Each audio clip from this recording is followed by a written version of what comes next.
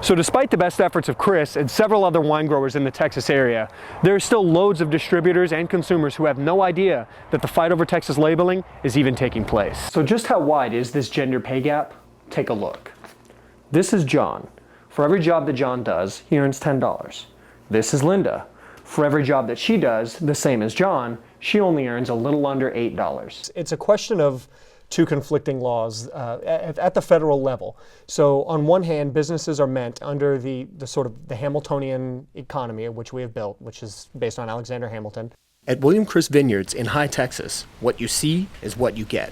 The wine produced here is 100% sourced from Texas, meaning the grapes are grown in Texas soil. But William Chris Vineyards co-owner Chris Brundrett says not all Texas wines are as they seem. And for him, that's a big problem.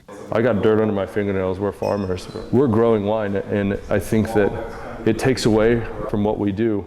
It's the state's obligation, it's the people's obligation to farmers to actually know that when it says Texas, it actually means Texas. Simply put, the Texas wine you're drinking doesn't legally have to be grown in Texas to call itself Texas wine.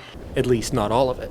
Only 75% of the grapes that contribute to a wine's makeup have to be grown in Texas in order for winemakers to use that Texas wine label. You know, they depend on the consumer to not be smart enough or to not be inquisitive enough to ask.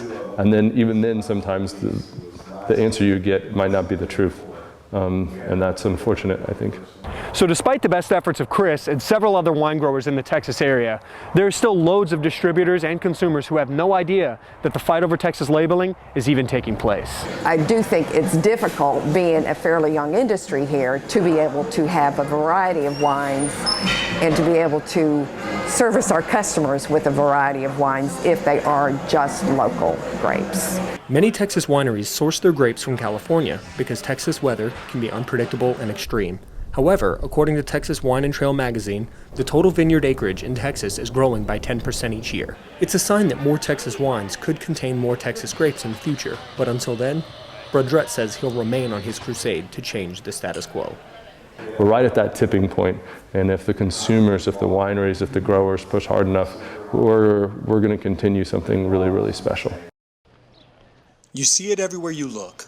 Women working alongside men, doing the same jobs, often just as well, or better than, their male peers. What you don't see is the difference in salaries between the two genders. The fight for equal pay among men and women is a hot-button issue.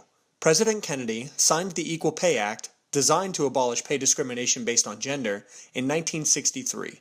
But those fighting for change say that's not enough. We spoke with one law professor at Texas State who said that success may be found by patterning the fight for equal pay after the civil rights and the gay rights movements. Those all provide game plans or examples of how you can use the law and litigation and cases to try to affect change. And so, no doubt, there are experts in employment law that are looking very closely at this kind of thing. And it's the kind of thing that could spur, some genuine change. But the legal side of this fight isn't the aspect of this issue that is coming to light. There are those who feel like the social aspects of the issue are far more pressing than the legal ones. So just how wide is this gender pay gap? Take a look. This is John. For every job that John does, he earns $10. This is Linda. For every job that she does, the same as John, she only earns a little under $8. But what if Linda was African American? Then she earns a little under $7. You know what? Take that back. Linda's Mexican American. She only earns $5.40. We sat down with Rebecca Ross from the Texas State School of Sociology to discuss what social implications this issue has had. I would be more inclined to say our perceptions are probably feeding that pay gap, right? And so if we underestimate the abilities of women, then we pay them less, right? For some, news that the pay gap won't close until 2059 if the current trend continues has them feeling jaded and making other plans. I'm pretty sure it'll take longer for women to get fair between the whole money situation. If you want to work for it, go ahead and work for it just little by little, but don't expect it to get to you here instantly. You are virtually guaranteed to know someone who is making less than their male counterpart. So what can be done to fix this problem? Martinez offers up a simple solution. Regardless of gender, regardless of ethnicity, regardless of any of those other categories, that those categories only serve to isolate people so that we can treat them differently.